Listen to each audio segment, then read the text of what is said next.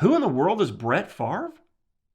Well, Brett Favre is widely regarded as one of the greatest quarterbacks in NFL history, known for his toughness, his powerful arm, and legendary status in American football. His career spanned 2 decades, during which he set numerous records and left a lasting impact on the sport. So, here's a detailed history of Brett Favre.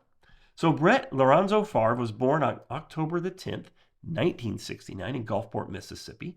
He grew up in a small town in the southern part of the state, where football was a family tradition. His father, Irvin Favre, was his high school football coach, and Brett played quarterback at Hancock North Central High School.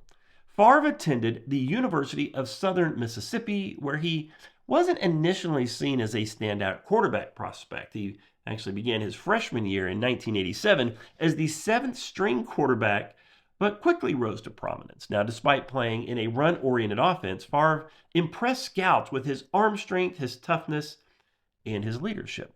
Now, one of the most significant moments in his college career came in 1990, when he led Southern Miss to an upset victory over Alabama just 6 weeks after a near-fatal car accident.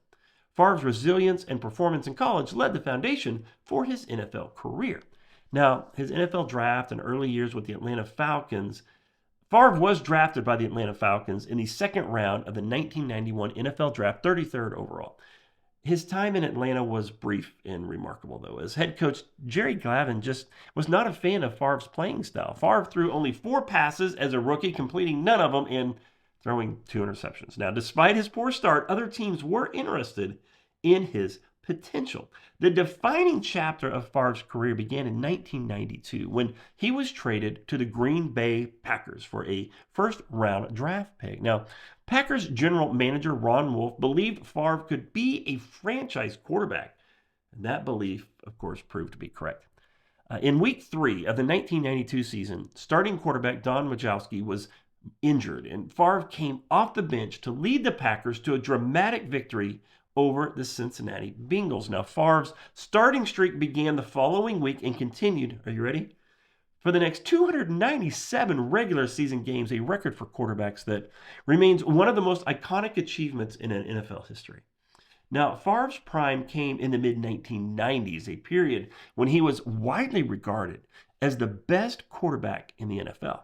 In 95, Favre won his first MVP award after leading the Packers to an 11-5 record, throwing for 4,413 yards and 38 touchdowns.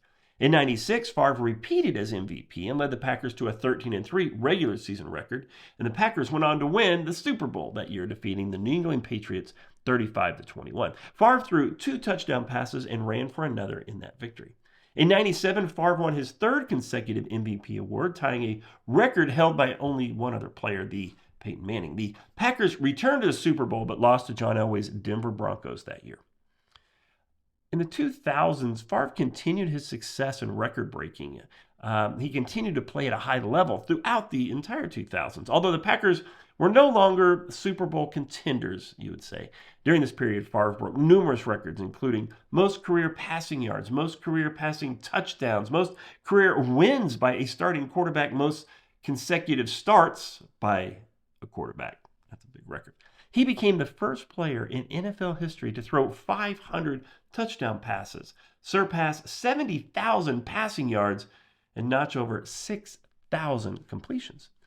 Favre's career in Green Bay ended on a controversial note. After the 2007 season, he announced his retirement from the NFL, only to reconsider and return. However, the Packers had already committed to Aaron Rodgers as their new starting quarterback. This led to a rift between Favre and the Packers organization, and in 2008, Favre was traded to the New York Jets. So Favre played 1 season with the Jets in 2008, leading them to a 9-7 record. He got off to a hot start, but struggled late in the season due to a shoulder injury. But he continued to play through the injury, of course. After the season ended, Favre once again announced his retirement from the NFL, but again, it didn't last. Favre's final act came with the Green Bay Packers' divisional rival, the Minnesota Vikings. And in 2009, Favre came out of retirement again and joined the Vikings. Despite his age, Favre had one of the best seasons of his career, throwing 33 touchdowns and only 7 interceptions, and leading the Vikings to an NFC championship game where they lost to the New Orleans Saints in overtime. It was close. Favre returned for one more season with the Vikings in 2010, but it was marred by injuries and a sharp decline in performance. He retired for the final time after the 2010 season.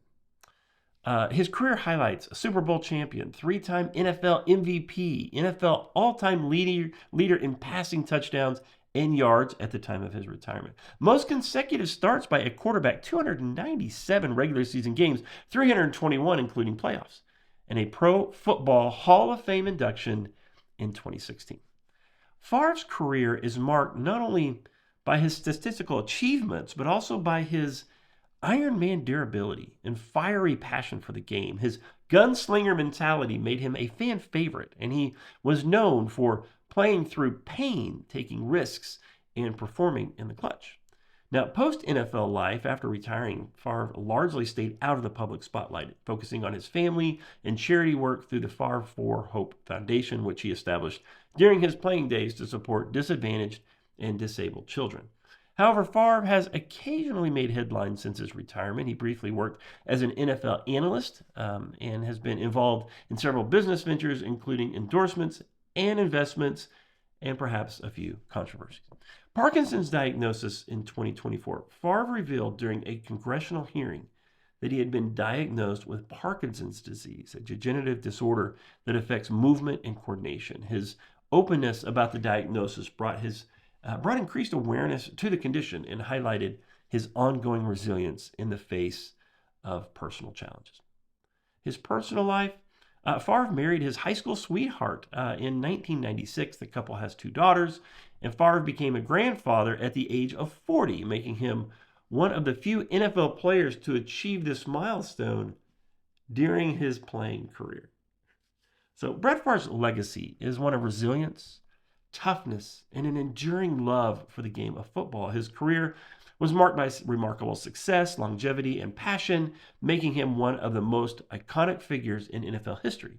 And despite his post-NFL challenges, Favre remains a beloved figure in the world of sports, admired for his contributions to both on and off the field activities.